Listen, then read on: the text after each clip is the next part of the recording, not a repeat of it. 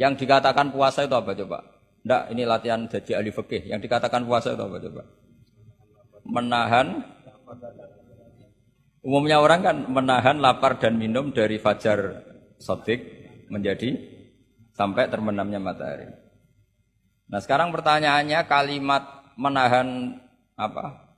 Lapar dan haus itu maknanya itu kan sebetulnya masih salah. Redaksi itu salah. Karena juga nggak boleh hubungan intim, nggak boleh memasukkan apa saja ke lubang dan sebagainya dan sebagainya. Terus lalu batasannya sampai matahari terbenam. Ada beberapa daerah yang terbenamnya matahari itu tidak wajar. Sampai misalnya siangnya itu 22 jam. Atau kebalikannya, enggak ada matahari terbit, enggak ada matahari tenggelam, kayak di kutub. Sehingga saya berkali-kali bilang, ulama Indonesia itu kenapa alim? Itu ya di antara faktornya itu ada unsur kebetulan. Sehingga dia katakan hoax. Coba kalau kamu jadi ulama di kutub, terus cerita, baca takrib di sana.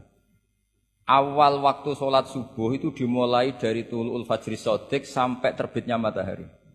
Orang kutub mesti tertawa-tawa, mataharinya mana bah gitu. Waktu zuhur adalah ketika matahari agak tergelincir ke arah barat dari garis tengah. Oh yang bener aja. Tidak ada matahari kok semua ukurannya matahari. Sehingga dalam ilmu falak astronomi diterangkan daerah yang enggak diliwati khotul istiwa, kalau dalam bahasa Indonesia disebut katulis istiwa, itu sebenarnya dari ilmu falak Arab, itu namanya khotul istiwa. Khotun itu garis, istiwa itu garis tengah. Khotul istiwa, terus jadi bahasa Indonesia katulis istiwa. Kayaknya tidak mungkin lah orang Indonesia pertama ahli falak, mesti yang ahli dulu itu orang Arab, karena ilmunya dari Arab. Jadi dari kulaan terus dijadikan bahasa sendiri apa?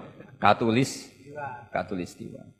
Karena kita ngaji di Indonesia, kebetulan Indonesia termasuk daerah yang dilewati apa?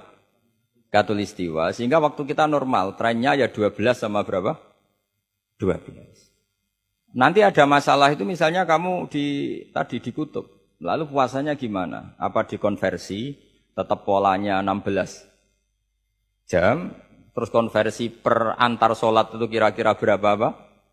Jam? Taruh saja misalnya kamu sudah zuhur jam 12, ya trennya asarnya ya jam 3. Kan nggak mungkin habis zuhur jam 12, asarnya jam 1. Karena polanya tafawutnya antara zuhur dan apa? Asar itu 3 jam. Setelah zuhur sama asar sama maghrib polanya juga 3 jam. Maka yang seperti ini mau tidak mau harus ada pengecualian. Ketika Rasulullah misalnya ngendikan waktu asar itu